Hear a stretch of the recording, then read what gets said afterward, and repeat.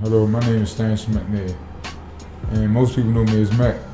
I've been working here since 2013, DPW that is, and the things I've seen, it been like that since day one, and that's been since 2013. So these are like, it's not issues that are not unknown. So basically, through those conditions, I started to speak up. I became a chief shop stewardess. I spoke on the same issues that we are facing today that was there before I even existed. So now I'm trying to understand how these issues are going this long, and they wait for somebody to pass away, working hard, and talking about dedicated to doing what they do behind that truck. A man lost his life because he was dedicated behind the same things that I was actually speaking on for almost a month now. I was trying to prevent, and nobody wasn't listening because so many people are pointing fingers and they not adjusting themselves and holding themselves accountable. They just continue to allow the actions to go on. That's why Mr. Silver is not here, because of those same circumstances. You have supervision that they play the number game just like how the politicians do. They were more worried about the retrieval of trash and recycling. So we basically get treated like what we work with. Like we disposable, because if you get hurt, they'll tell you they can replace you. If you get hurt, the treatment becomes worse. And when I say we, I mean this is over 100 lives been affected like this since I've been here. You know, had people quit because of supervision. You had people be pushed to the point they've been sick. You had people that have been hurt and been dismissed by the supervision. So now you're looking at a situation that we got way out of control. But now that it has attention because Mr. Silver passing and God rest his soul, now we are getting the proper attention. Why does it have to take to this type of measure? So people don't understand that it's so deep that to understand that you must be in the midst of it. That's what's going on. And that's down to the mayor, Mr. Brandon Scott. He in no way has been engaging like he has been engaging with other things. And it's so crazy how I've been speaking out on this, and him, the governor, several officials been on my page, look at my stories, see me saying something, never engage me. He absolutely told me he was going to have a meeting with me on these issues and chose not to. I don't know what's more important, but he found something more important. I continue to speak out on these issues. I was called crazy, said that I don't supposed to do that. These lives we talking about now. These lives. These are men and women lives that matter to the city, because we are pillars of the city. We keep the community clean, and it's sad that the community take care of us better than they do. We got more concern from the city at this moment than any politician that's walking in this city. The only person that has been like a glimmer of hope for us and that started this is Ms. Isabel Cummings. So if anybody want to congratulate somebody, thank her, because she helped us with this. I just became the voice of it because so many people didn't want to speak. So I started speaking for people because there was so many issues. And there's still more issues coming. Like, people call me all day long about issues. They say there's complaints. Like how can you say a man's concern, a woman's concern is complaint? That's why I want them to come out and work with us and see how I feel, work behind that truck, and in that type of degree. When they telling you on the news there's a heat advisory, a code red. The day that man died, it was a code red. And that's what I mean by they don't take that stuff into consideration. They don't prepare. The only reason they are passing out a bunch of waters and Gatorades and got coolers and stuff, and all these supervisors doing their work, except for the good supervision. Because I don't want to include them into a whole, because we got a lot of good supervisors that aren't getting a chance to be themselves because of bad upper supervision. They feel as though they're not being supervised if they help us, and that has been said out their mouths. This is actual facts that a supervisor can say himself. He was arguing with him about this. So how does it feel as a man, you see that people are not being treated right, you try to do some help, get them some help, and then the upper supervision telling you not act like a supervisor? How does that make a man with a moral compass feel? So they take it back to us. How do we feel when we got to do it and our voices are being silent? So it takes for things like Mr. Silver to pass away with whom has a family, now when questions, answer. So basically it's like it takes for one man to die for y'all to really wake up. Now the mayor, including our union, want to act like they so involved now. And it's sad because people like myself, Clarence Thomas, Steve Patterson, and few other men been speaking about on these issues for way too long. And the thing that is disturbing is they got something called city stats, where as though you report the operation. See, that's what they don't know. Like people like ourselves, before we open our mouths, we research everything before we open our mouths. So I know just as much as they do. Probably more, because most of them don't even know the rules by themselves, because they ain't tell you where to go look at them at. So now we at a position we got playing by bylaw now. That the agreements they put in place to a bargaining agreement with our union that our union don't even enforce. These are something they sat at the table and chose to do. So just imagine you at work, and now I'm going back to the punishment of these supervision, and more in detail, because it's sad, and it need to be said. And then like for the people that don't want to speak on, they know what I'm talking about, and the people that's willing to, they know what I'm talking about. I'm trying to show y'all that it's a time that we gotta let them know that it's unfairness.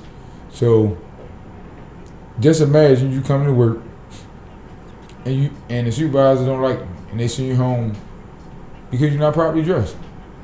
That's $200 something taken out your day. But they will allow you to work in a truck with no AC and 100+ weather. How does that make sense? So basically what you're doing is using policy for punishment when you feel though we not listening to you. Because you damn sure ain't making sure it's right for our safety in no form. And there's so many policies you can go to. Different ones, I believe, safety and healthy, I think that's Article 16 in the memorandum. I think that's which one it is.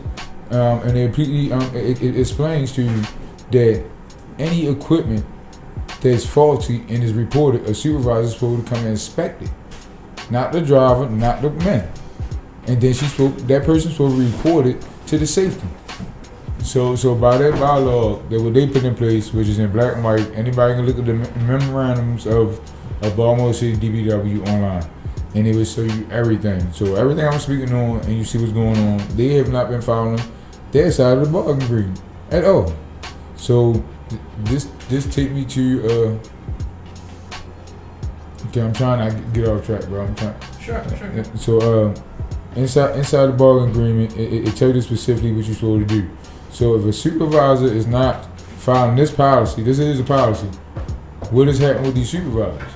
Why are these supervisors not in the same position we are? Why are they not being punished with the same policies? Because they sure is overlooking them. So that means you superseding the policy and doing what you want to. That's a violation of the policy. So technically, like, if people educate themselves, we basically can strike the policies will be void. That's why I'm speaking out. Because they basically violated a policy they did a bargaining agreement on, and they are not fixing it.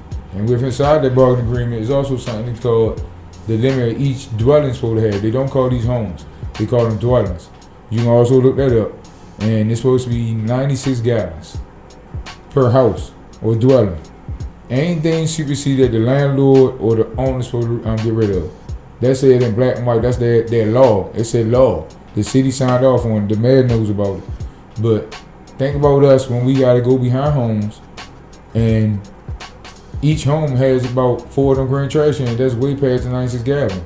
You tell the supervisor, and their words is, the mayor said no matter what's out there, get it. So guess what you're doing? You blatantly violating the bargaining agreement right in front of our face. All right, so just imagine you report it to the supervisor, and the supervisor tell you get it anyway because the mayor said so. Downtown said, regardless what's out there, get it. So you superseding the bylaw right there, because nothing's supposed to go above it. If anything, you can pay less, as long as it's no more than 96 gallons. So that's another violation. The safety and health article has been violated in so many ways because men have been threatened for their time to be cut if they don't want to work with an unfaulty truck. You have men then left work because of an unfaulty truck. You have men that have been hurt at work because of an unfaulty truck. Like, imagine working and you see the uniform they give us, and I want the community to understand why we wear sweatpants, why we wear shorts. They give us khaki pants to go retrieve trash. We're the only department that is athletic, if you would consider it. That's like a workout we doing. Because we got some houses, we got to go up the hill to get the trash. Some trash can be heavy, we got to pull them. Some alleys, we got to pull the alley. Like, by the time you finish, the khaki pants is heavy, you can't work, it suffocate you. In 100+ weather, I want somebody to go up there and try that. That's what I want them ready to do. I want them to pick our uniform on, get behind them trucks. I ain't talking about in them little neighborhoods, clean. No, go down Miami Street Alley. Go down Miami Street Alley with it. Go down Highland Town. Go to Armstead Garden. I can show you some tough neighborhood will break y'all as politicians. Because y'all don't understand our job. That's what we mean by y'all don't give us the proper respect. And that's real. Y'all don't give us the proper respect. Like, it's like we nothing. We really get treated the way we work. And it's sad that we really got people in the community. So the reason we get a lot of stuff, we get a lot of them cans because people are actually trying to keep up with the trash that's in the community. So they put them in the can and they ask, could you get them extra cans? You see what I'm saying? So that's an issue. So that means them routes like that will have extra trucks on it. But they rely on one truck to take care of that route. And I actually got a route in White Lot. We start from White Lot and come down the alley to North Avenue. In between Drew Hill and whatever street on the side of it. Drew Hill and Utah, and that big long alley. They come all the way down where the auto spot at. That one long alley, there's no exaggeration. We can almost pack the whole truck out from that one whole alley because they are the apartments now. So it's like every house got 10 trash cans. I got pictures in my phone of trash can retrieve. It's ridiculous. But we get it. We get it. We don't complain. We still get it. In the heat, all that sleet, rain, snow. You see the trash man, the only ones to be out there in every weather. Every other departments get laid off, and this department's gonna kill y'all. You actually got people downtown when it's too hot, they let them go home and work from home, and you in a building. So when it's too hot for them and they in a building, y'all let them go home. We work in it and we can't. Explain that. Cause that mean that you look at us as a different level. Cause when you do certain stuff like that, it's will affect the whole city worker. The whole city workers, like as emergency, the Baltimore City workers will be off today on all these departments. And listen how you would do schools when it's something bad. And the news update us on heat advisories. When the blizzard come, they always wait until the day of to try to prepare. And once again, I'm gonna say it's not all the supervision because places like Eastbourne, wonderful supervision. I'm trying to tell you, that's where they transfer me at. So I'm happy where I'm at, but at the same time, I still got brothers and sisters and never yours is not getting fair treatment that I'm not gonna start fighting for. I don't care who don't fight beside me, but guess what? I got an arm behind me now. There's a lot of people, and they all of them not DPW workers. That's when people not understanding. But these politicians, they've been knowing us too long, because most of them, even down to our union, they've been in there too long. We got a woman as president that's somebody's grandmother age. You see what I'm saying? No disrespect to Ms. Dorothy Brown on the wonderful work she has done. But people not understanding, as the city is growing, they bringing in new people with new ideas. They changing people. She still stuck back when Schaefer and them, or whatever. Like, because she don't listen to nothing, because I'm going to tell you I was acting like this. 2 days before I went off on Instagram, I went to them first. The first day they told me I need more evidence. I came back the second day with more evidence. The second day I came back, that lady really sick. They called me into her office on a phone conference. While she on the phone and keep telling me, hold up. First and foremost, you should have told me, hold up, so you finished your conference. That's why I let them play. I let them play the fool, because I keep telling them I'm 45 years old. I'm a man. I'm a grown man. I've been through a lot of stuff. You can't just tell me it's raining and you not wet. Real shit. You can't come to me and say you just came outside, it's rain pouring down, you not wet. I'm gonna look at you like you're a fool. And that's what she just did in my face. Because it's like, you want to hear my concern, you don't. And she always kept saying, yeah, write this down. Hold on one second. Yeah. Hold on real quick. This is what I want you to do. I'm gonna give you my email. I want you to send the pictures here. I sent her the pictures. That's what she did with them. She sat on them. She didn't do nothing with them. She didn't report it to nobody or nothing, because nobody didn't reach out to me. She still this day ain't saying nothing to me about it. To this day. So guess what I did? Because I told her, like I want people to see the whole picture. So I want everybody to understand it's not just about administration, it's also our union. And like I'm really coming for everybody. I keep telling people I'm not an activist, like your typical activist. I'm a revolutionary. Like I study the means of Marcus Garvey, Malcolm X. Another great king that people don't talk about, and that's Hannibal Lecter. Like he was a great king in Africa to try to stop a lot of stuff. You feel me? His name was Hannibal, and he was serious. They called him Hannibal Lecter, but his last name was something else. But that's how they broke it down. So it's like I follow like stuff that was though. I'm gonna always oppose the oppressor, by all means. I mean, like my family tell you, I've been doing this in school. If a teacher ain't right, I'm gonna crash with it. And don't care what the consequences is. Now I'm gonna get a teacher the blues. They gonna like get him out my classroom. And they didn't have it. I got to spell 17 days in a row. I never do all types of teachers. So I'm a man that stand on principle. It's built inside me because it's man on my neck I cry every day. So the way they treating us is just beyond crazy. And once again, Mr. Silver is a prime example. And the reason I keep saying his name because I don't want nobody to forget it.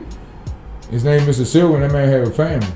So like now I'm real passionate and I'm real enthusiastic about attacking this. Because now it's become an attack. Because it's issues that people just keep on forgetting about. The only reason anybody gonna say something about it now because it's relevant right now. There's a lot of people want this story, they want to hear this story themselves. So now it's mad and all that, and they want somebody doing press conferences and all this crazy stuff. But in the midst of doing press conferences, that's what they didn't reach out to. The people that bring attention to this, then started this. I've been telling y'all about this before it happened. Like it's like, just imagine you been telling somebody about your pain and they just keep looking in your face and saying you hurt, because that's what they do. Like it's not a joke. And I'm gonna say some names because it's actual facts. And anybody that's not afraid to speak will tell you the same thing. It's people like Doreen Moore, who is a superintendent. She's a superintendent. So that means that the supervisor under her. Then there's another one, Jewel Thornton. Like real talk. I'm not afraid to say that name. And they know what it is because the world and everybody else might think it's something new, but people will tell you I've been talking to them like this since I've been my yard. And what they did was they waited until I got hurt, sick and all that, and so I tried to take advantage of the man because I wasn't myself anymore. But the funny thing is I'm starting to bounce back even stronger. Even put my weight back up on, so like everything I lost I'm coming back for it, and we want our respect. And like I'm one person who want my respect because 2 years ago, the same similar thing that happened to Mr. Silver happened to me. And nobody paid me attention at all. I called the ambulance myself. I was the person that got in the ambulance and they had to revive. I was the person that was denied my due process by all levels. So people understand I'm so passionate about this because when that man died, I instantly broke down and cried when I heard about the news. Because that was me almost 2 years ago. That was really me. With my mother on the phone. So just imagine your mother on the phone. You at work, you get into your route, and you start feeling pains. Your truck right there, they waiting for you. Like they right there waiting for anybody working, they waiting for you. They waiting for you so we can start the route. We did early. We supposed to be to work at 6 o'clock. I got to work at 5 something. I got up at 3 something in the morning to get to work at 5 something, what I normally do every day. That's what people don't understand about us as trash man. We get up that early to get the job done because they give us a task. And say once you complete your task, you can go home. That's why when people see us off, that's because we completely out tired. So when people like, they don't do no work, no. We hustled. We hustled through the condition that man died on Friday. So people don't understand we real committed and we keep doing our work. We don't buck, none of that. So just imagine that. Me, I went through the same thing. And I reported it. Nobody came and seen me. My 2 witnesses' name was took my report. My report got missing. And I was out of work for 4 months without no pay. Without no pay. And my retribution was, and the solution for that was, we'll move you to any yard you want to go to. When I talked to the head man, which was what's his name? Thomas Porter. He the one that moved me to Cherry Hill. That was my retribution. I was at Cherry Hill for 2 years, and in the middle of the year I got hurt 2 times. So this is when this coming to play. I wanted to ask a question about that too. Yes, sir. So, for the audience who may not be as familiar with your story about like how you had a stroke on the job, right? Like, so you had a stroke, and from what it looks like to me, because when I did my research, I look at the whole picture, and it looks like they tried to cover it up effectively. They did cover it up, and they covered it up. It's just that now, it's like, in the whole 2 years, this was so crazy, bro. It happened to me. Nobody never heard me speak out about it. Nobody ever heard you speak out about it, and that's the thing I want to say. Until I kept seeing people get hurt. Now I say it's time to speak. Right now, and I think this is so important because from your own experience, you dealt with the same things that people are saying right now. And I ignored it. I just went on about my day, let them move me to another yard instead of attacking it. But once I see my fellow workers getting hurt, I said, one, I just gotta say something because it's getting ridiculous. Because this the part I want to get to you, because it's gonna lead you up to that. Yep. They moved me to that yard because Miss Jewel Thornton and Miss Doreen Moore. Yep. So I was over in Cherry Hill for two years, no issues. Miss Jewel Thornton came in about a month ago, and guess what the first person she says that to? Me. Yeah. Over there, nobody want to wear uniforms. None of that. She picked me out of probably 60 men without uniform, fully uniform, and told me I better go find some boots and a shirt. She didn't say good morning to me or anything. And there was supervisors right there can prove it. So if they lie, I'm damn sure going to spit your name and let you know. Yeah. If you die in front of me, brother, I'm definitely not going to respect you as a man. This is real. I keep telling them, I don't care about none of their feelings. Because it's men, even if you're not a bad supervisor and you did not speak up against some of the stuff, and there's 2 supervisors now, y'all that always speak up against stuff, and I tell people. And that's Timothy Lau and Dante Austin. They are 2 great supervisors. That's what I mean by great supervisors. They actually help us. And they get in a bad rap because a bunch of wild ones under Jewel Thornton. And that's real talk. Yeah. She know I said it to her face. The day I took the pictures, I told them, like, y'all fucked up. Y'all playing with the wrong motherfucker. I said, I'm gonna get y'all ass. And I left work. I asked the superintendent, can I leave work? Because that's how pissed off I was. Because one day you harassed me about a uniform. The next day you sent me home for a whole day pay. Because I came at 6:41, whereas though people coming out y'all at the 7 o'clock. It was 6 other people that came in the yard with me. And when I came at 6:41, they just got to work. She called me in the office. And this part's going to be so funny. You call me in the office for being late. And your policy is that's supposed to be uniform. Okay, you got me. But you sitting here telling me this while your supervisor got on stretch pants with a yellow green stripe down her leg. So how you suspend me for 2 things on policy, but she allowed to do the same thing? And then I'm on light duty. You ain't no use of me. Yeah. So why you worrying about me being late? I do want to ask about that though, because like in terms of the situation with your stroke, right? Like, isn't it true that they claim that you had the stroke before you got into work? I'm gonna say this what happened. I'm so now cover it up. Yeah. This how I'm gonna get deep into it. So this is just how it happened. Like my mom was my witness. That's the sad part. So think about this like this. My mom heard everything that went on. That's the sad part that they don't know. That people don't know. My mother heard what went on. Yeah. So imagine your child in pain and you really can't say nothing. And your mother listen like what's wrong, and she frantic on the phone. Yeah. So she like get the phone to somebody. So she telling them what to do. They called Miss Doreen Moore. That's who answered the phone. And Miss Doreen Moore said, why he come to work sick? Bray Shauna, who I put down as one of my witnesses, said, I don't know what's wrong with him, Miss Doreen, but something wrong with him.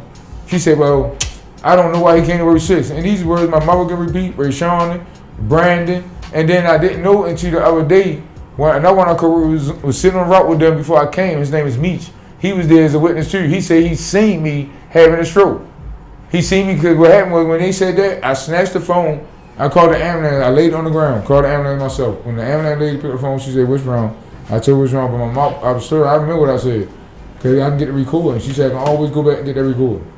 So, she said, "Why you calling yourself?" I said, "Well, I told my supervisor now, and they ain't do nothing." She said, "Oh no," and she was mad. It was like a mother instinct kicked in. She was pissed off. So by that time, Rayshawn ran up there to me and said, "No, Miss Dory on the phone." She said, "Call the ambulance for you." So by this time, the lady I'm on the phone said, "Tell her hang the phone up, because I already got the ambulance on their way." So when the ambulance came and picked me up off the ground, and they checked my blood pressure first, it was 187 or 134. Now you put that in your phone and tell you what it said. That's no boy. That's in my records. Like my records not on lie. They picked me up, and you know where they picked me up at? The first house I do. So I was at work, and So I'm gonna tell you a little bit of the story. It's so crazy. So the ambulance, they picked me in the ambulance. I actually had to get revived. They lost me for like a minute or so. I'm talking about I stopped breathing for like a minute or so, and they had to like take that nut and rub it in my chest. That's what they was doing, rub it in my chest. So like I told people, like I could have been eating Mr. Silver, but they was alert because of my blood pressure. They was watching everything about me, and like my line dropped for a minute or something. So I went to the hospital. Now remind you, the supervision knew. I'm on the road. Nobody never came to the hospital. They called the next day. Got stayed in the hospital for almost 2 days. They called the next day, and my daughter answered the phone and said, "My father don't got shit to say to y'all." Facts. Now you got my daughters right there because they pissed off. Because you almost let me die. It was so hectic to the point, and people gotta understand, like each one of us had family. That my family was ready to be on some dumb shit, and I had to calm them down after having a stroke. But to the point, now my people people that killed me be like, "Man, y'all cut the shit up, y'all stressing them out." So people chill for me. But they was ready to do some dumb shit.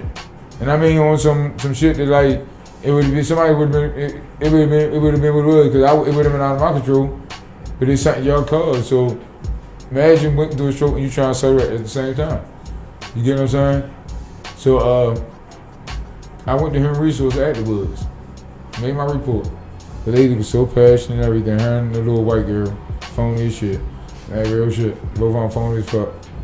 Like one of them cool with the superintendent. I found that shit out later on. I said shit. So I'm telling her everything happened. I put down my driver and my labor as my witnesses. And right there, so I left it alone. Months go past, and it's the 4 months. So I called her. This will let me up this thing. So I called her. As was going on, she said they closed the case out. I said what? I said why you closed the case out? She said because your witnesses said that you did not have a stroke on the road. I said, what witness told you that? Now I'm mad now. She gonna say, Joe Thornton and Doreen Moore. So I asked her for, listen, bro, this is the part where they fuck you up. I said, well, can I get a copy of my report? Oh, we closed out, it's no longer here. So guess what she doing on the phone? She quoted to me what the fuck I said, and there's no copy in front of your face. So how you quoting what I said? So I left that shit alone. Because I couldn't find the right lawyer or nothing like that, so I kind of backed off of it because I didn't know. You feel me? But now I know. I know now. I know now. And they in trouble now because I'm telling them this ain't going to stop because I just watched a man die. That could have been really me. If I ain't had the ability to call out, the ambulance man say, bro, I don't know what the fuck inside you was determined not to die. He said when your blood pressure like that, most people normally pass the fuck out. I was mad on the ground because the supervision had me so mad. I was so mad at them saying fuck them. I wasn't even worried about the stroke. I was pissed off. Like I'm talking about, you mad you had a stroke and then you mad, and my was trying to calm you down. Like I was crying on this shit, bro. Like pain shooting across my face while I'm being angry. My chest, my feet was swelling, my hands were swelling. All that shit was happening all at one time. And once I got to the hospital, and they found out what was going on. I had something called TSI, and that's dealing with your nerves in your back. We got a lot of them. So by me having multiple injuries at work, that would cause me to have a TSI because I got a strain on my back from multiple injuries. So that's still work related. They don't understand that. So if they do their research on TSI, they'll see what I mean. A lot of them said I was faking. So it's like a TSI is like this. Imagine a glass house. You throw a rock through it. You don't know where that rock came from. You just see the whole glass house broken up. So what the TSI does, it does that. It don't show no trace where it came from. They just know it come from nerve or which one.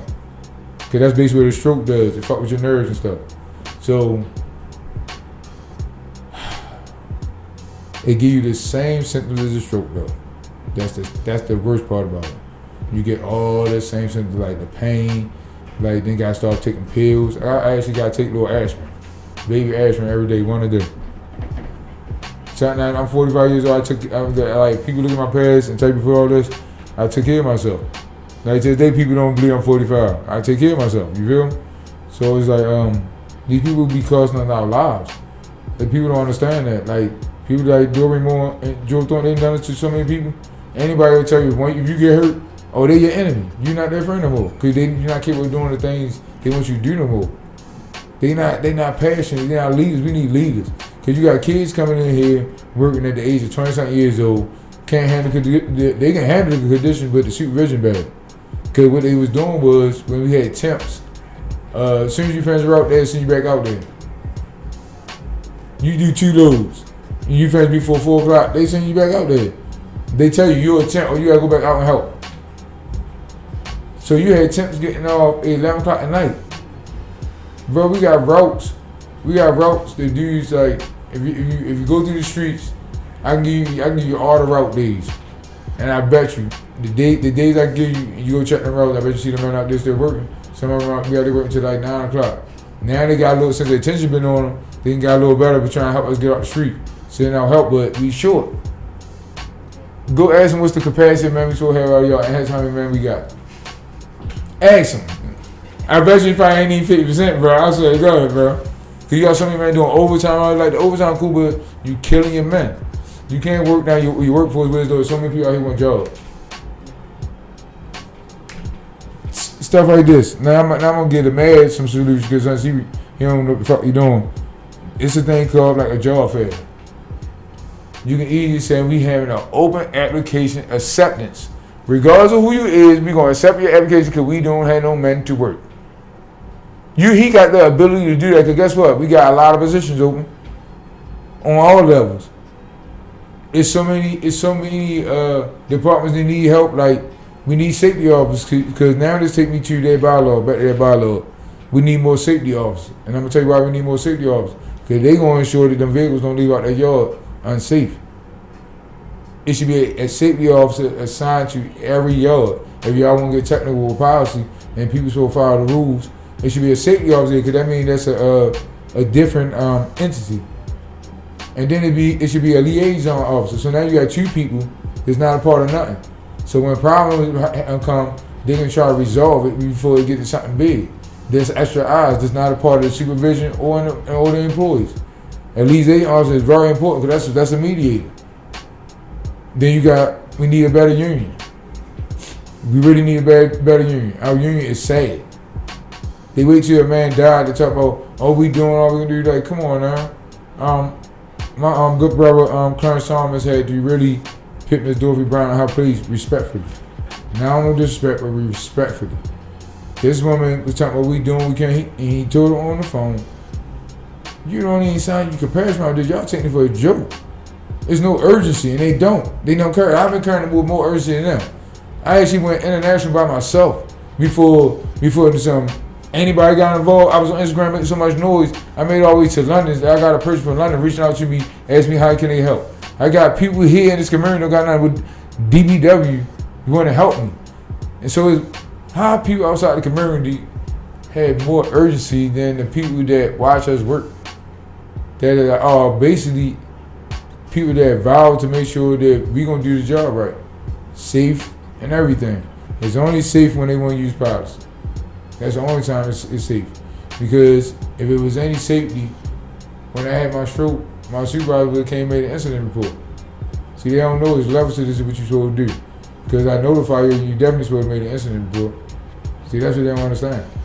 So you gotta sometimes stop looking at every black man working these jobs as ignorant. So we actually be just sitting back observing and just let you figure yourself for a fool. Like I was doing, like the whole time. Like, okay, I'm a fool. So now I'm ready to show y'all what pressure is and how we gonna change things.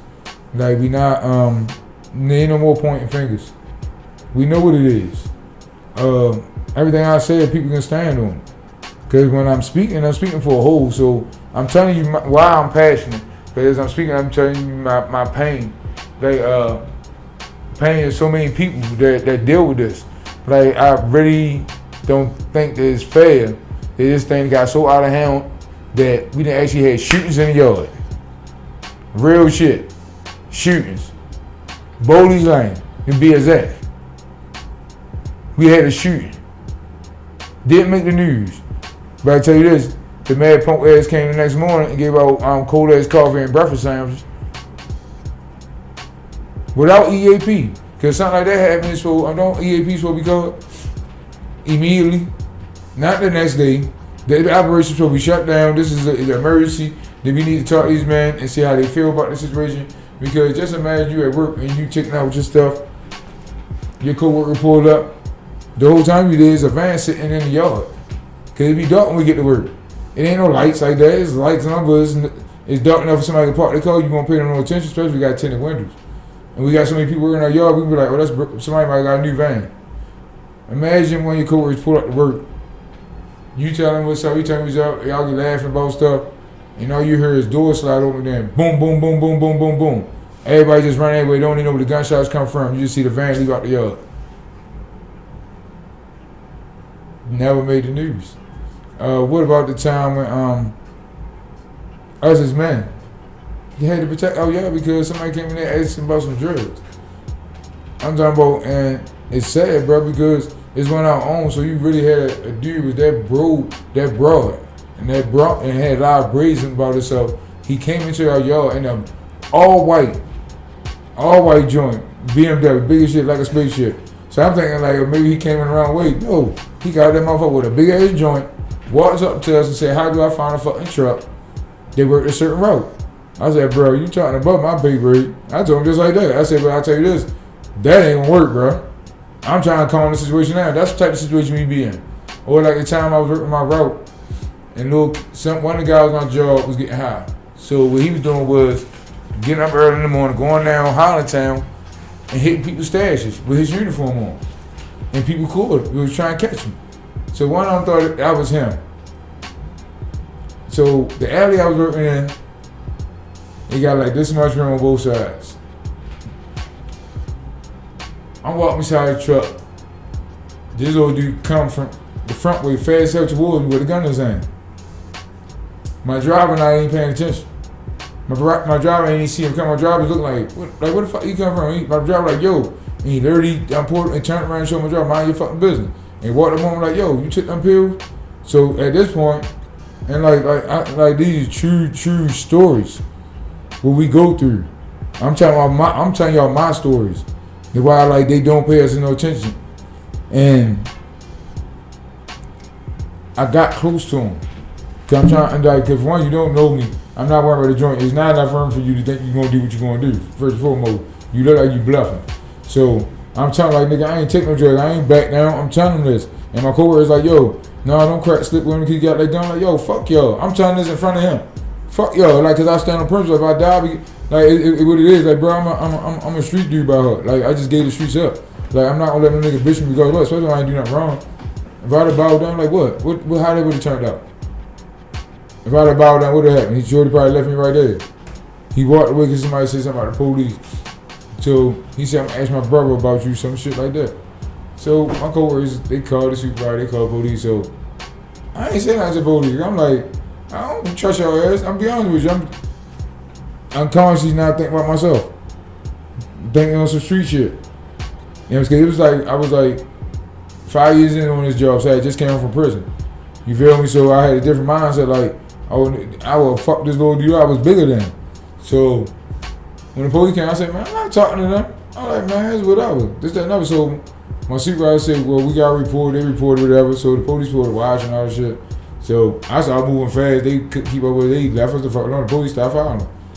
But my supervisor, they took that shit for a joke. They was laughing about it coming together. They like, oh yeah, you scared now? Because I used to address them about issues. So, oh y'all think I'm scared.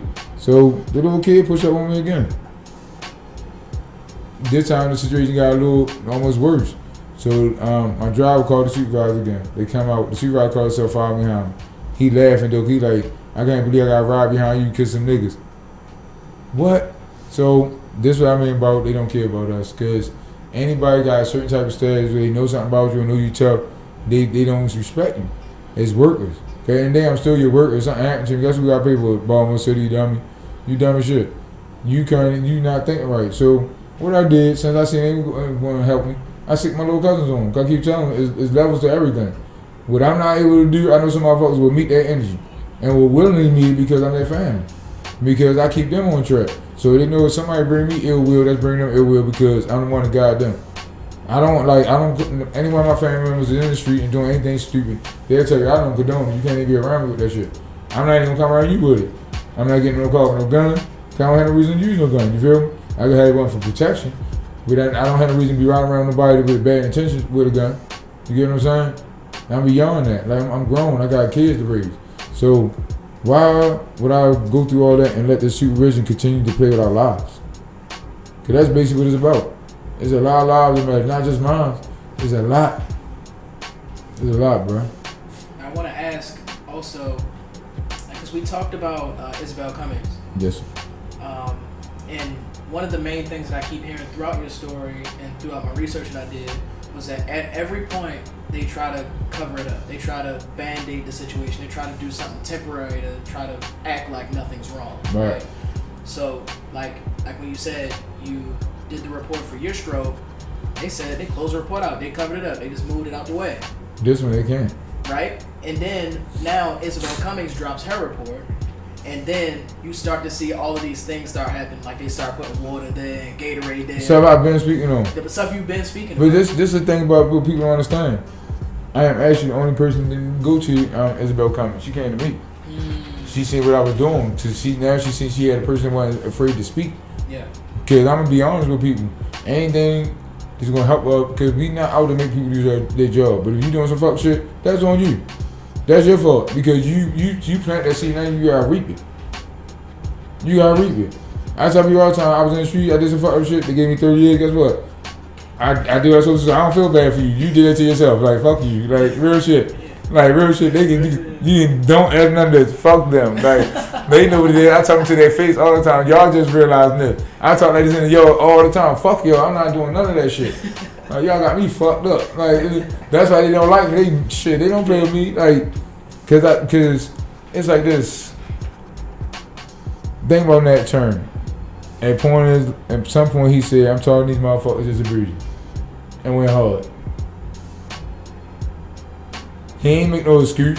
He said, y'all gonna stop doing this shit. He ain't say, no, we gonna sit down and talk. No, y'all gonna stop doing this shit. So now I'm gonna show you, I'm gonna box something inside y'all head since y'all so stupid. So y'all gonna reap what y'all sow. So this was happening now. So what people understand is, first and foremost, when I'm on here and I'm talking about this, I always go to God for discernment for anything. That's what I want people to understand. I go to him discernment because if I really act out off my own emotion, I wouldn't be speaking on a lot of stuff. Because as men, we do have emotion. So once you take the E out, you just in constant motion. Take the E right out of it, you just constant motion. So they've created something that it's not but motion. You can't stop motion. Because we're going to show you that our lives matter, because it's sad that a hot day, they tell you don't bring the pets outside. But us as hearing we got work in it, think about it. How is that logic? And whereas though they got all these powers, but there's one supersede all, and that's when you're dealing with OSHA. OSHA requires certain things to be handled a certain type of way, dealing with them type of condition. And I'm quite sure if you look up some of the things on that website, based off of any working condition, regardless if it's the city or not, certain things that the job is had to follow. That's also what I'm trying to bring attention, because some of these jobs, not just the city, are getting away with things that are hurting our people. There's no growth. We can't grow because you got a job that don't have good supervision training. These are people in supervise just to control people. We gotta build a community. That's why we can't get no good jobs here. Like, you see what I'm saying? Because you got people here that don't believe. They don't believe in the system. They're so broken. Mayor Scott knew about. I'm gonna tell you like this, something about him. And y'all just make sense of this. The issues we facing with Mr. Silver. Mayor Scott knew the possibilities on things since he was a city councilman. He was the city councilman president, right? This is the second time he's been mayor, right? So that's 4 different positions you held with knowledge of what's going on. So that's the only reason why I'm kind of like blaming him for a lot of things too. But on the flip side, you also got to think about like this. Him as at a higher position, people should report things to him correctly. This would come down to supervision. They report what they want. Because what supervisor gonna go in there and tell you about our man is disgruntled because the way we treat him? They're not gonna put that on city stat. They gotta put the numbers down. City stats will be about the whole organization, how it's being run, how the men being treated. There's so many things what we asked about, but I don't know what they be asked about because we not in the meetings. So they can basically just go in and just sit down and talk and laugh about other shit and just write some shit on a piece of paper. Basically. Because we not in the meetings with them. We don't know what's going on. We don't know what they come back and say. So just imagine you working hard, you know something ain't right, you gonna get files and they telling you that the mayor said. So that's why it's an issue, because the mayor gotta understand your name been dragged in so much stuff. So you gotta stand on some stuff because they saying you say do it. They saying that you say regardless of how many gallons of trash is, get it, retrieve it. You don't care, because guess what? If not, we will be penalized. That's actual facts, and there's a bunch of people can say that. I battled against Miss Doreen Moore when she was a regular supervisor off the fact that we was doing an apartment building that had 30 city trash cans. I'm like, ain't no way we gonna keep dumping this shit every fucking week. How the fuck they get all these trash cans? They need a private contractor or a dumpster which costs $300 a week, which most people don't want to pay for. That's why these stores don't want to pay for. They just try to put as much as they can to bring the trash can. So if the city enforce their laws right, most of these stores will be disposing their own stuff, which they supposed to do. It's by bylaw. Like, we really don't supposed to do that stuff, but hey, they play politics. So this would come into like the workload. So imagine Mr. Silver working. The route he's working was the Bartley area. That's a heavy area. That's a nasty area in the alleys. My route was on that area. So you know where McDonald's at? You know the alley behind McDonald's, all that going towards 25th Street? Oh, that's my route. Yeah. Them little alley you be seeing piles of trash? Yeah. I gotta get that pile of trash before I back up in the alley. We complain about stuff like that. Sometimes, I ain't gonna lie, we be trying to dig on stuff with our hands and rats jumping out, so guess what we do? Tell the truck ride over it. They better get a bobcat or something out here. I'm not digging in that. Like, cause you asking men to do something they don't supposed to do, that's the purpose that they made the guy law. You don't supposed to put bags on the ground. We really don't supposed to pick bags off the ground, so if y'all want to keep on playing with policy, you gotta stick to it all level. That's what I mean with equality. There's no equality there. It's like they pick and choose policies the way they want to. And then it's costing people like me, Mr. Silver, and other people our lives. That's some real actual facts about this. It's costing our lives. It's not nothing to play about. It's about, now we gotta figure out how we can protect these men. Can you do it for the police department, the fire department, and then things so sad, they making this big deal about this kid with this dirt bike, making all this publicity, man going on TV. And the evidence basically showed that the police cut him off. He wouldn't have had time to stop. That was the only way to stop. But guess what the man did? He fed into what the community or what some people was crying out about. So he addressed it. We've been crying out for a long time. He never addressed us like that. Now guess when he gonna address it? At a loss. That goes to show the significance of us. So it's like they gotta understand from this point on, and I'm telling you, like, this is real. That people gonna see in the next couple of weeks what's about to happen. Because what I have started is a movement. I got a lot of big people involved. So like this shirt you see I got on, people gonna be wearing this shirt. It's not a joke. People gonna be wearing this shirt because like people don't really understand what it say. It say we carry this city. We carry this city. By all means, we carry this city. And then you look right here, you can see how, say you got the DPW, like a ball and chain. They holding us back. That's the supervision. That's what that is. Like, why should we be like that in a modern time like this? My nephew, his name is 410 Boom. Y'all can follow him on Instagram. So it's at 410 Boom. He's even passionate about the things we going through. So he made a song for it. So if you go on my page, you can see it. And that's only_1S. So you can see everything I'm doing on there and how passionate we are about this. Cause now I got family members involved. Now that Mr. Silver is gone, now I'm really passionate about it. I can't give up. Cause now I gotta fight to make sure this does not happen again, period. Because the man not doing a good job, the union, and our biggest blessing is Miss Isabel Cummings. I gotta highlight her name so much because without her, guess what? They would have been annoying us. They would have been annoying us, period. People really need to give that woman some real serious praise because she helping start a change, which is a culture. It's a culture. It's a cultural barrier that people don't understand. That the supervisors have over top of us because they have titles. It's like, oh, I become a supervisor, I'm better than you. Like a fucking kid. Like you got better basketball than me. Or better football. Like what the fuck? Like, you still work with us. You one of us. And that's what I mean by like, as far as like the Eastbourne yard. And when I tell you, bro, imagine going into your grandma's house and you just feel the warmth. You know, the pictures be all on the walls and stuff. That's Eastbourne yard. They got pictures on the wall of them doing stuff. Motivational words all through there. It's clean. Very clean. The supervisors, very respectful. And that things go out to a guy that don't get enough praise. Like they don't honor this man enough because some people don't like him. But Mike Lucas, he's a chief. And I tell you, every supervisor will tell you they learn how to be a good supervisor because of him. And that's what I mean by false leaders. So as I'm speaking about these supervisors, I gotta speak on the good ones. You see what I'm saying? I gotta speak on the good ones. You get what I'm saying? Because you got real good ones. You got another one, Audrey Brown, which is a superintendent. Dante Arnson again is a regular supervisor. Timothy Lyles. Like you got a lot of good ones in the landfill, Rainey. It's so many of these good ones that know how to teach people how to move accordingly without being disrespectful and none of that. And all I'm willing to help. Every name in my name, willing to help. And it's like the rest of them, he was scared of the Miss Doreen Moore Joe, because it ain't no upper supervision. It ain't all the upper supervisors. Because even down to Miss Yvonne, she's a wonderful lady, but she was on vacation when all this was going on. So I want to put a highlight on people that's in our department that don't play with these people. It's just that it was no awareness of it. Now it's being aware. Now it's trying to fix it. Miss Yvonne is one person I believe in. So as I'm talking about people, these bad ones, I want to talk about the good ones. Like this is like that real. And like I always tell people, everything I'm saying is you can fact check it. And if I lose my job, I don't care. Cause guess what? I'm not stopping. But then you gonna turn me into a concerned citizen. I'm really gonna be on your ass. You ain't gonna be able to do shit. I'm gonna dedicate my time to recording your ass.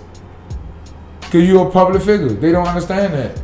That's why I try to tell my coworkers. People understand when it comes to like this camera thing. I can't record nobody. I gotta take pictures because it's a public place. If I record you, I gotta ask for your permission. I'm not dumb. That's why I ain't never record nothing. I'm not a dummy.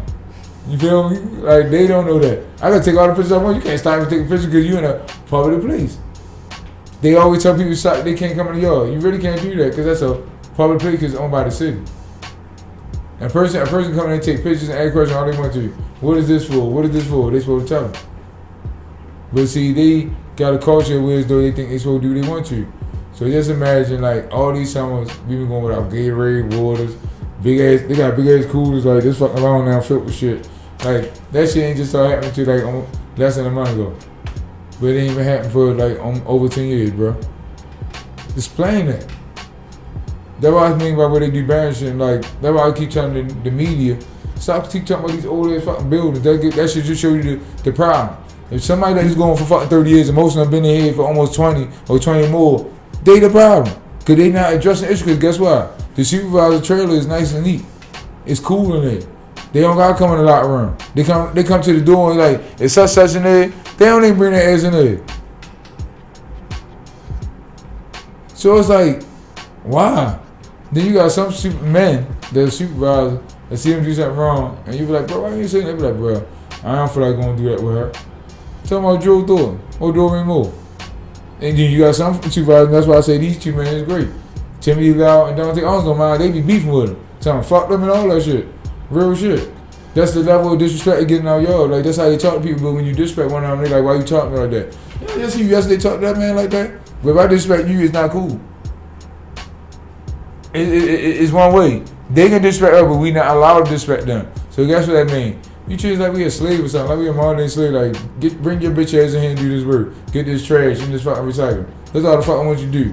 And then over Bowie's Lane, Doreen Moore don't allow you to take off on Thursday and Fridays.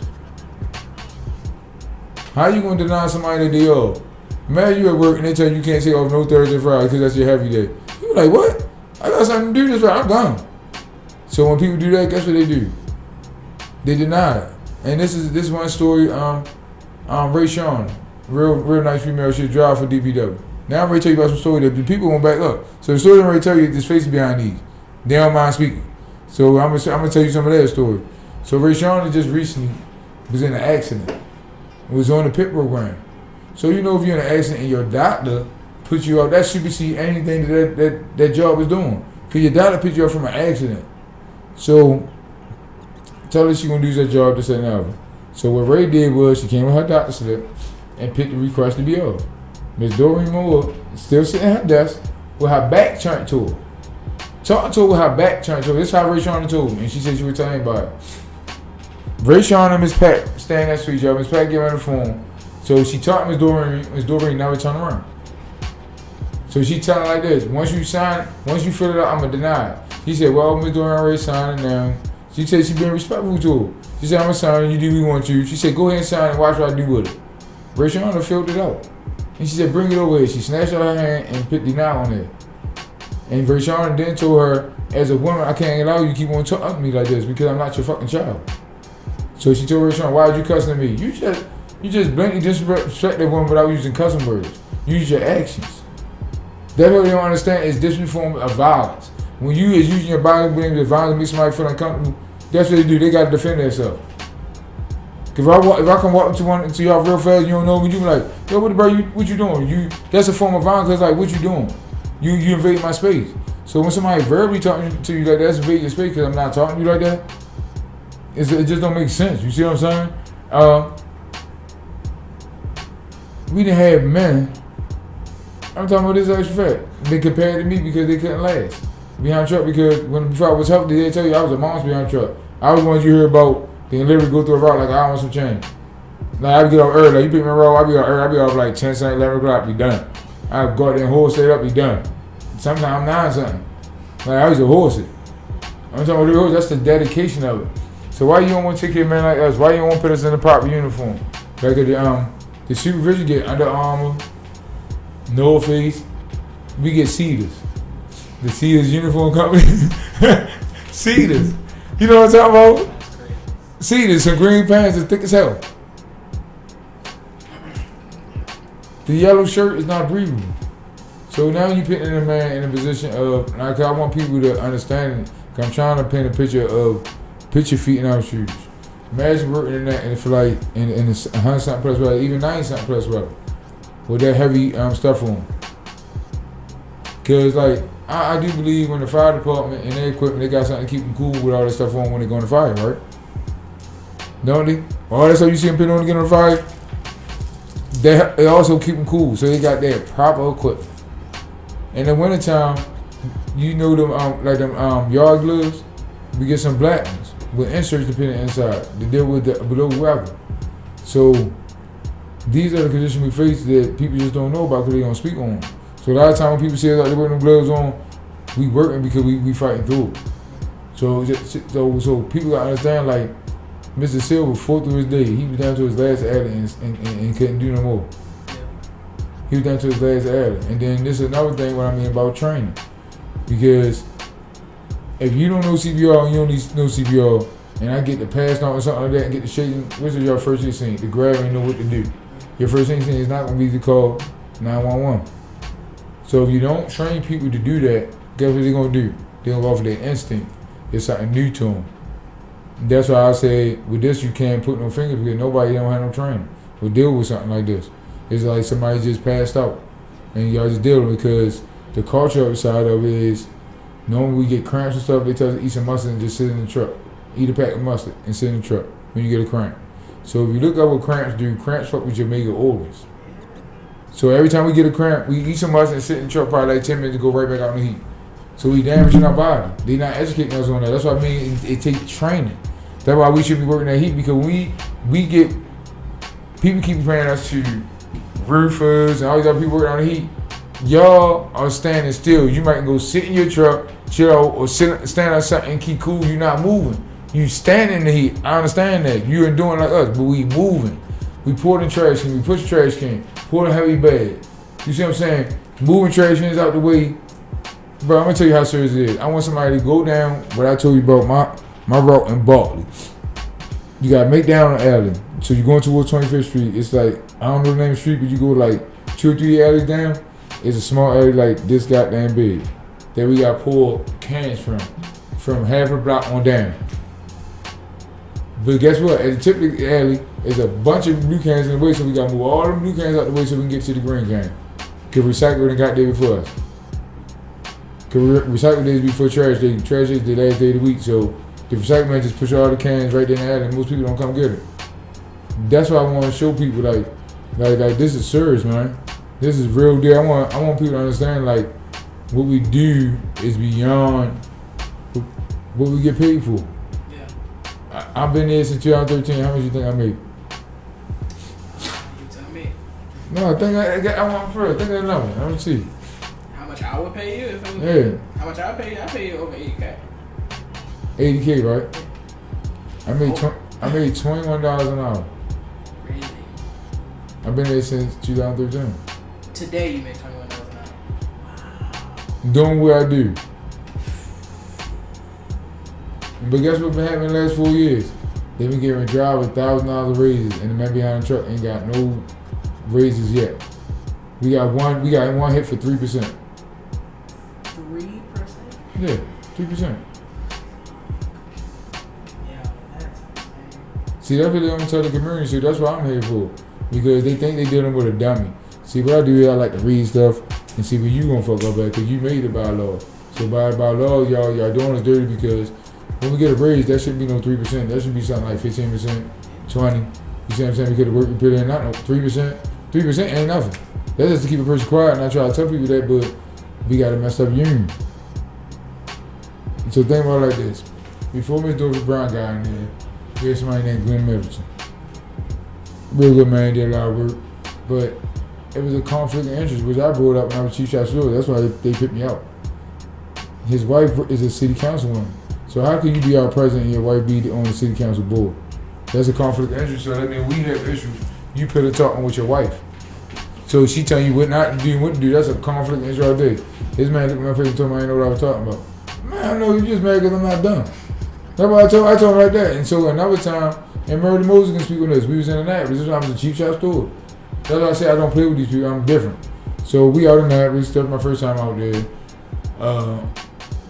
Meredith Moses and her husband was staying there. So I just came home from prison. So I had an incentive program. I wanted to start. And I heard they like stuff like that. So I went to talk to him about Mr. Glenn Mills to come in. And this is like, shows you like the level of respect they give us as men.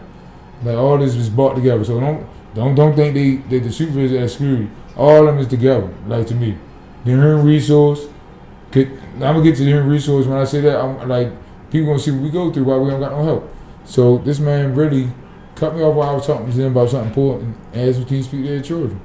He's like, how the children doing? Something I'm like, so he looked at me, not on his level, he should be able to intervene in my conversation anytime he wants to. You don't do people like that. So Marilyn Mosey heard her up and her husband. I got in his face and I said, Mr. Glenn, let me tell you something. If you ever in your life do something like that, disrespectful, I'm gonna act like a nigga. I said, I can act like a nigga, I ain't gonna give a fuck about come back out in Annapolis. I said, that's what y'all don't understand, because I'm not one of them one. I said, I like to be informed, but I'm not one of the ones to be settled for the bullshit. I'm not gonna kiss no ass. I'm not doing none of that. Like, I understand what I believe. And like, I gotta kiss one of y'all ass to get to a certain spot to speak with people, then I don't want it. So, just bring me back to what's going on. That president is in there, and he molded her. She was under him. She don't help her. So all this, the issue we facing, This one been known about since she been there. That's over 30 years. 30 years. So now you want to take it so serious because the man lost his life? How that make sense? That doesn't make sense. See, people don't understand there's a deeper root to this that people really need to look into.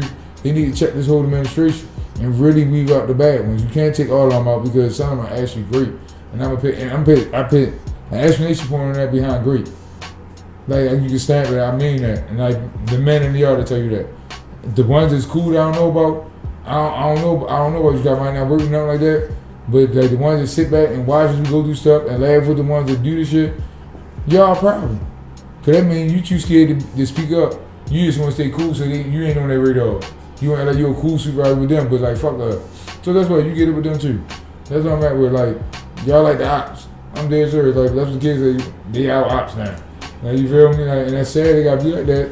We supposed to be pillars. We supposed to be pillars. Like, man is a man, you stand on your principles, have a complete moral compass, and you see somebody doing somebody wrong and you don't say nothing. How that make you feel? Right, it make you feel because you think about it like that, I could have helped that person. Me, when I feel like that, when I walk past any situation like that, I observe. Because I don't like when something makes me feel like that. I don't like to see people taken advantage of. And that's what's going on in DPW. You got a lot of brothers don't know the rules. You teach them, they ain't there at the point they don't care. But this has got to the point, the guys are to the point they ready to buck. Somebody lost their life. Yeah. What you think you can get out of this?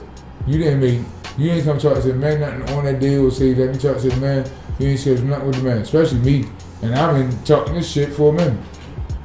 You feel me, bro? Like, when I seen you, what I was talking about, the same thing I'm saying now. Never switch my words up, you feel me? Because it's like, it happened, it's fact. So it's like, you don't got 89 20, you gotta take away. You got a guy out right now that got paralyzed behind the truck. Then I'm talking about Mr. Savoy, which died it's been almost 4 years since Savoy died from behind the truck. They never do. You ever heard about that? I haven't. Right. Because they want the supervision and stay looking good. But did they also tell you in the midst of all this that the mayor took the supervision into lunch like a week ago? While all this going on, all I know y'all making on Instagram, and he looking at me. I'm talking about, I screenshot so you can't lie. Every time you look at my Instagram page, my story, I screenshot him, the governor, all of them. None of them had said nothing to you, but you took the supervision out to lunch. I don't know if it's all of them, but I know for a fact you took some of them out there. I know for a fact. That shows who he really pledges allegiance to. Yeah, but see, the crazy part is, he can pledge allegiance to them, but how you think I'm getting some of the information I'm getting? Boom. What I'm trying to get them to understand is, I got them from every level. I ain't gonna speak with no supervisor name. You just gotta be careful who they moving around. Like how they tell us, be careful. You go to work, they like, watch that supervisor. Now they're gonna have to figure out who inside their bunch telling me shit. And it's definitely more than 3. I'm about that. I ain't gonna say 1. It's more than 3. Now y'all wanna play, like if you wanna play this game, that's why I told them, like, you can't be playing checkers thinking you sitting there playing a game and somebody sitting there playing chess with you. Because when a person playing chess, what they sit back and do, they observe your moves. They be patient as they observe and they setting up a strategy. That's what I did the whole time. Because I knew, I said the way they move, they gonna do something to fuck themselves up. I want to ask too, because one of the things I seen was like DPW tries to release like responses, to the report, and they say like, oh no, we ain't do that, and when it's really like this, all the BS, right? I want to ask you, like, first, I want you to comment on that, but second, after you finish commenting on it, like, the director of DPW is Khalil Zayed. Yes, like, he knew. What is your message to him, being in that seat that really oversees all of this? Well, first of all, most of us don't even know who he is. That's what I mean by engagement. There's a big emphasis on engagement. Most of us don't know who these people is until something happens. People take these in position and don't engage. That show no passion. I'm engaging the situation by myself. I'm engaging head on. Don't care about my job. Every day. That I haven't stopped. Every day I told them they don't understand. Every day I'm posting something like I'm not stopping. Yeah. Because guess what? It gotta be a message. It gotta be solidified. You see what I'm saying? Anytime you get me outside my curtain and you take away what I do in love, now you're a problem. And like with me, it really was a problem because I really was minding my business. And this to take back to me. Because the head man you just named need to know this. You got bad supervision. I was in that Cherry Hill yard, mind my business. That woman came in and provoked me. Sometimes it's not good to poke the bear, especially when you just sleep. I was mind my business. No supervisor had no issue with me the whole time of the day until she got there. So I would tell you supervisor, thank y'all boss, whoever the fuck she is, like superintendent, I fuck her. I keep telling her I'm my own entity. I just get a check. So I don't fuck them. I tell them like, how you gonna? And I literally say fuck them to their face. I'm like, dear sure, it's like, cause you're not gonna be phoning with me. You feel me? You see what I'm saying? You're not gonna be putting me in for no call, no show, and my supervisor gotta catch it so I won't get in trouble. My supervisor called it. Motherfucker like Joe Thornton and Stephanie put me in for that. And my supervisor questioned them and they got mad at him. That's what I mean by the difference between good and bad supervisor.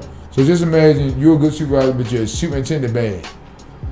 You can't do too much against her. That's what them men facing. People not thinking about them men either. They facing some fucked up circumstance because her reflection is them. They're a reflection of her, so they trying not to beat at her. They trying to stay away from her. You see what I'm saying? So it's like this goes so deep, bro. Like this really goes so deep down to the point, even down to the situation with Mr. Silver. That could have been handled so much better because now we see some supervisors don't care about it. We gotta start taking care of each other. It's not just about supervision, it's us as men. Gotta start taking care of each other. That's what I'm trying to tell people. People think I'm trying to blame people. I know I'm trying to bring us together as a whole to take care of each other. Because think about it like this: if we work on a truck, which every load we do is 20,000 tons. We do that twice a day. That's 40,000 tons 2 men pick on the truck. If people don't realize, and more sometimes. And more. Like, I done did 3 loads in a blizzard by myself. Everybody in my yard will tell you that. I was beating, that's how nice I was just came home, I was strong, and I pushed through the blizzard. Kept changing my gloves, my socks. The man they had working with me was from the landfill, so he wasn't used to that. So that's what he did, sat in the truck cool, and I told him, go ahead. That's what I mean, they don't understand how committed we are as men. And the supervisors can't lie about it. You can go back and look at it. They paid me for 2 men that day. So they can't lie about that. I'm right. They go back and look at that shit. I got paid for 2 men that day. I got paid basically for his job and my job. They gave me overtime. And who gave it to me was a man named Thornton, which is Joe Thornton Peoples. And he was totally opposite from her. He was a man with integrity. Like, people like them, they screwed over. They screwed Thornton over. He was a good ass superintendent. I'm talking about to the point.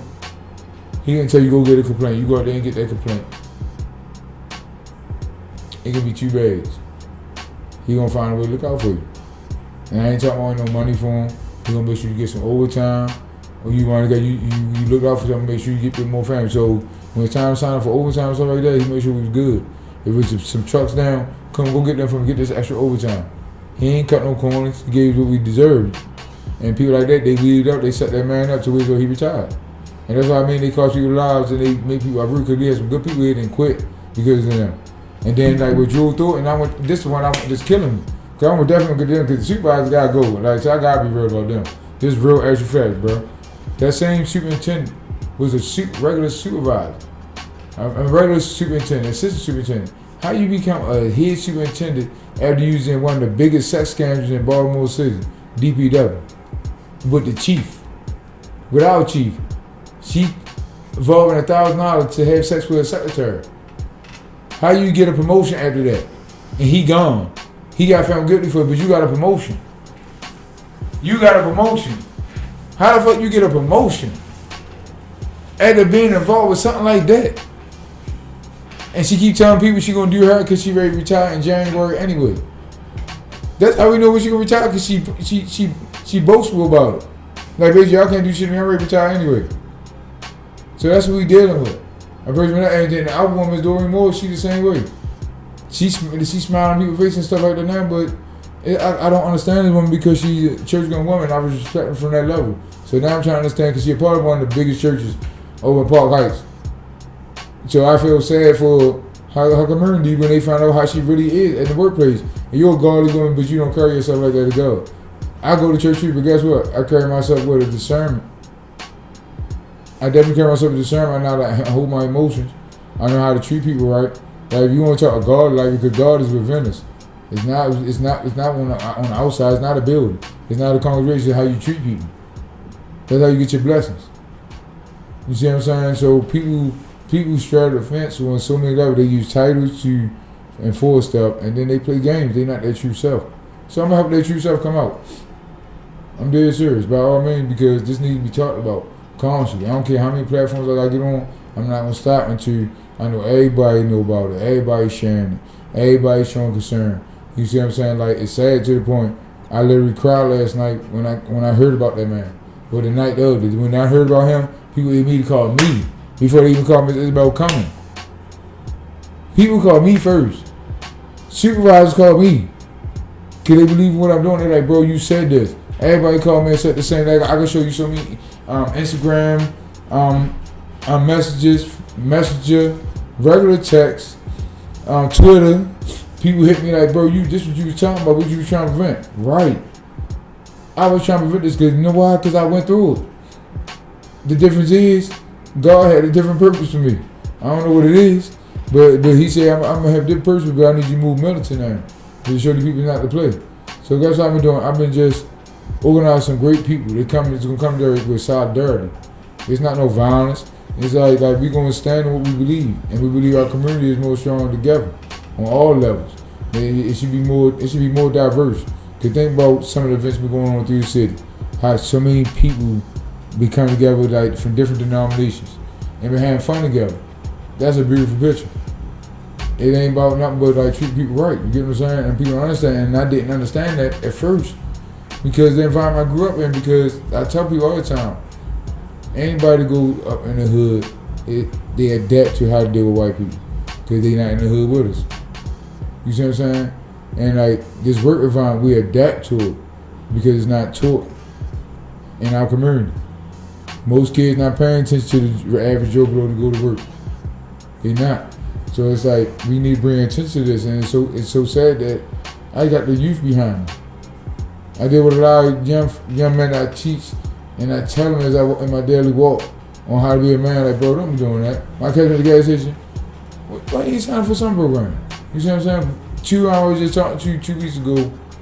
Right, no, it was like a little bit over 2 weeks ago, and they was sitting on the gas station where I live at. Asked for money, 119, 121. I was like, bro, you got a better promising career than I do, cause you got a beginning, but you ain't stuck. The 21-year-old got a job now. Got something, bro, you real crazy standing here begging people for money. They smoke some weed. That's what you wanted for. I watch y'all every day. That's what y'all wanted for. They smoke y'all blunt.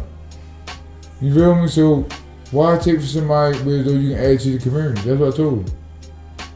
So that's what people gotta understand. Like that's why this is an urgency because men like that are lost. So if we had jobs like this that's easy for them to get into, you gotta make it where though they wouldn't accept them when they come in. So they're not second guessing themselves. You got a lot of young men out here that need guidance. And the jobs will be the form place to teach them how to become men. Like, cause I know a lot of young men that go to John Hopkins, they excel. You come to the city, you stagnate. You go to the fire department, excel. Police department. Just think about it, like, they tell us the only way the way the supervisor thing work is you gotta have your CEOs or be a lead worker. So if you give me a new man and he work behind that truck with me, and I'm showing him what to do, but I'm also trying to drive high back, and then what am I? A lead worker. Anybody that tells somebody the route is a lead worker. But they said, no, lead workers only apply to certain yards, so that's why you don't classify. How does it make sense? It doesn't. So that's why I said so many levels of this, I can appeal to y'all just keep on like, wow. Because some of the stuff they do just don't make sense, but the one thing that makes sense is punishing us with policy. They knowing us when we hurt. These are things that are big issues. They need to be addressed. Because Mr. Silver death really woke everybody up. And I believe because of his death, it should be something put in place. And like called the Silver Bill. Dear sir, people need to push that, the Silver Bill. and honor that man name. Regardless of who he was or something like that, he was one of us. He was working hard because they damn sure do with the police. Every time one of them died, they pick the little black things up on them and all that stuff. The fire department. Where I respect that. This is a way to respect us. Pick that silver bill and explain that when it's in hot condition like that, we are not allowed to work. Because by that bylaw, it says that they can switch trash day to either Saturday or Monday if it's an emergency. So if it's a cold red, that's a damn emergency. That's an emergency. They tell you don't go out if you don't have to. Why do we have to go out and retrieve trash if you can put it on another day? Then it's taking me back to it should be 2-day trash. That's how you eliminate a lot of trash. Because how is a man capable of once a week going to certain routes and everybody got like 6-7 cans back at their house? We can't fault them. That means you need to open another day. And this the part that's gonna trip you out. If you research it, I'm gonna show you how wicked the city is and they cover stuff up. And it's been going on for years. How long 1-day trash been going on? For a long time, right? You know there's only one neighborhood still get 2-day pickup? And it been going on since that happened? Check up in the road neighborhood. Right. 2-day trash. It's still going to the day. And if it ain't, they must just stop it. Cause I know some people that did it not that long ago, so they must be lying to me. You see what I'm saying? So now this show you how they give special treatment to certain things, even down to the mayor. The only reason he looks so good because he's so concerned about the youth. But how can you be concerned about the youth and us as the middle is not being taken care of? If we can't show them a way, how you doing stuff with you? Because actually, the day he supposed to met me, it's so funny. He told me he had something more important, so he was going to schedule another day. And he was actually meeting with some kids to make some shirts. I'm talking about lives here. You want to go make some damn shirts. Nothing about the kids, because I love the kids. I do stuff with the kids. Like we actually ready to give kids some book bags away, so I do stuff with the kids. So that day that we should have took president. Yeah. That we not understanding. We should have took president. And you didn't reschedule it the next day night. You actually ain't saying nothing else about it. So I'm at the point, I don't want to meet with you, bro, because guess what? Now I gotta show you. I gotta teach you how to stand as a man. Show you how when you mean something, you pass by, like how his name became big because of Freddie Gray, how he stood on the Freddie Gray issues, how he was so passionate about that, happy-go-lucky in front of every fucking camera, saying it's not right the way that man being treated. What the fuck he forgot about that fire he had then? Cause I remember. Cause I was on my route where that boy got killed at. That's why it's like a coincidence. Most of the major stuff that happened from the mayor, I know about. Freddie Gray was on my route. That was my Wednesday route when I was working in Bowes Lane. So when that ride was going on, guess who was working the route? We was. They didn't have us off. Bro, we wasn't off doing that shit. Yeah. Bro, you got, imagine you working, you batting up in the hole. Alright, see across where the old stories be at. The alley, that's the end of the alley. Right here, the joint that is the barricade. Now I'm from the street, I respect y'all hustle. I'm not arguing with y'all. That shit can stay right there. I'm not moving that shit now, I'm gonna work around it. So imagine you move around that and you gotta throw the bags over that shit because you can't get the trash in your bag. That's how dedicated we are about our job. And get what the supervisor tell you, just get it, you can't pull it out. Cause I always call them like, man, I'm not pulling that shit. They will literally make you pull alleys if you can't get to it. And we don't supposed to do that. Because by law, it says we only supposed to go no more than 4 feet in a person's yard. So if I got a barricade right here, that indicates that there's a barrier right there, so past 4 feet, I can't do that shit. If you want to go by policy. That's why I keep saying they split policy, the suspended. I know a bunch of them, they can really hurt themselves. They can trick themselves up going because everything is language. So if they don't want something to hurt them, they shouldn't language the way it's going to hurt them because that's what they fucking up on a lot of shit. Even down to OSHA. If you go to OSHA guidelines and see how the city is carrying it, a lot of people ready to be in trouble. It's not a secret. Especially that man down, regardless of how he died, because somebody trying to say he was high. Regardless of how he died, guess what? It's no proper training and none of that. Now they're going to play the blame game once again. And that's not fair. A man life going on and actually got to be somebody say he was high. So he died and then y'all worry about he was high? Even if you was high, why somebody ain't noticed that and tell them like, bro, you can't finish working? They keep telling us that the driver's the senior man. They get paid all the big money. But guess who do the route? Guess who direct the route? Us. Yeah. That's the sad part about it. That's why I say like this hurt so bad that man lost his life because we the ones that moved the truck. That's why I say we carry the shit because we actually do. People like myself, we go up and beyond our job, and like in the later weeks, I really want somebody to go out with me because I actually got some elderly people that want to speak on this issue, where they watch us go through. I gotta have a man, Mr. Bill, that actually calls me and checks up on me to this day, and he witnessed how they treat us bad, supervision. He hates him, and guess what he is? An old veteran, that's well respected. I'm talking about every Christmas, I haven't worked his route in almost 5 years. He made sure I get an envelope for me and my son on Christmas. Make sure I get this to Mac. That's what he said. And he made sure I get it. So that's the level of concern is at now because there's people actually in the community know I'm good. No old people, elderly people are allowed to put their trash out. I'll come up and get it. And it's allowed us to do the same thing. That's why we trying to spend to Mayor. Why not engage with us as though we taking care of your community that you vowed to take care of. We are an extension of you. You can't go out there and clean up. So that's why we in position to clean up. So if the extension you take care of stuff, why not take care of it? So we basically, I keep telling people, y'all biting the hand to feed y'all because we make y'all look good. Y'all don't make us look good. We do the work. Yeah. Them see right when they get promotion, it's off our performance. They ain't going out there picking on no trash can. They get promotion off of us, but you don't respect us though. How that make sense? Your family eating because of us. That's biting the hand that feeds you all day long. That's no loyalty. There's no principle. There's no code of ethics. That's what they have a complete lack of. They have no ethics about this stuff at all. No moral compass. You get what I'm saying? No moral compass. And like that's sad because you're dealing with live. And like it's even worse because the guy that was overseeing Mr. Silver was a good supervisor. It's just that the people that alert him late. That's when the training come in. Immediately somebody cramping, we need to attend to this. Period. Bro, you cramp up, take you to emergency.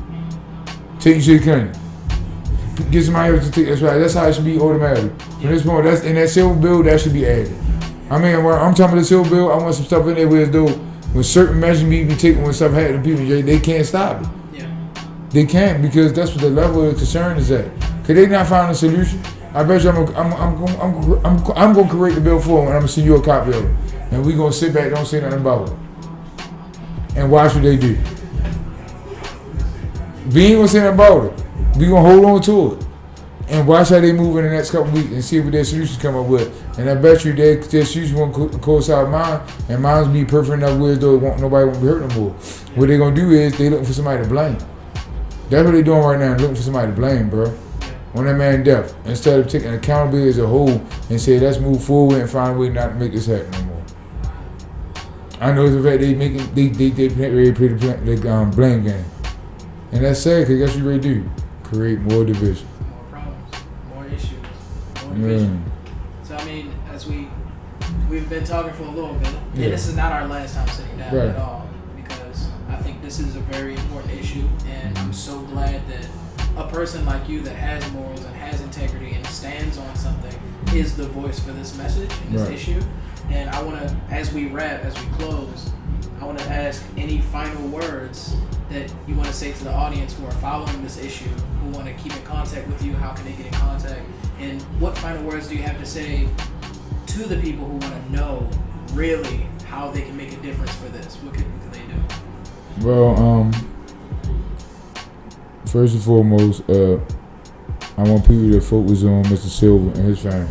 And any way y'all can help him, if they got a GoFundMe or something like that, please support them. Cause they need help. Like people always say I ain't supporting no GoFundMe, but that man just died suddenly for nothing. So any form that whatever his family gonna do to raise money, please support them. And if I find out, I'm gonna put it on my page because he need to be supported. His family need to be supported. I believe he had children. Guess what? They're falling out here. So guess what? they got to uproot their life without a person was there taking care of them. You see what I'm saying? So they really gonna need support. So it's about the movement, but please put a lot of focus on supporting his family and comforting his family as they go through this. And outside that, like I told people, I'm ready to start a movement. These are the shirts. Anybody that's willing to help in any way see fit to get these produced, help me. In the form of money, you can make them. Sit down, help me make them. We can sit down, come with more ideas. We reaching out to everybody because this movement is not going to stop because we don't believe enough. How the mayor's not being engaged, we don't believe. So you can follow me on only_1S. And like, believe me, this is a movement, so everything will be tracked. If any fund somebody give me, will be tracked. This is not a joke. This is not your typical movement. I'm really trying to help our people. And all you vendors that vend their foods, like I'm asking y'all this. Help us out by like going to y'all, showing them appreciation. Like what they do for the community. Like show us your appreciation. That's what I want to ask. A lot of the vendors that's out here, the big vendors that they're doing the food. Like reach out to us. Like any vendors, any type of way you can see you can help us do this this time. Help the family out. Like help this movement because it's real. And I'm telling people like this, regardless of what people give me, this going. This emotion right here. And I'm gonna make it my business till they go. So whoever support me or not, this gonna happen. That's all. I'm not begging for help. I'm asking anybody that want to come on board and support. Cause that's what it's about, is supporting us now. Like we are, the pillars are set in place. We got a foundation. So it's not a game. It's definitely not a game. There's a lot of people involved that's gonna make sure that this message stays solid. And this is this is a message for anybody, any bad company. Oh, we come for everybody. So like the city just one stepping stone because I dealt with it. But all those people out there is not city workers, and the majority of y'all going through something. That's how you stand. You gotta stand together because that is real. They're afraid for us to stand together. Like go look at your bylaws with your company and see how they violate. Then that's when you get the chance to fight. Once you catch them on that, you got them. So this real talk. Like we gotta be for each other. Like we gotta start a movement to show that we move as a community in solidarity, look for resolution and solution. And then one thing I keep on telling y'all, the revolution gonna be televised. That's real talk. So it's being televised now. Y'all, I hope y'all listen.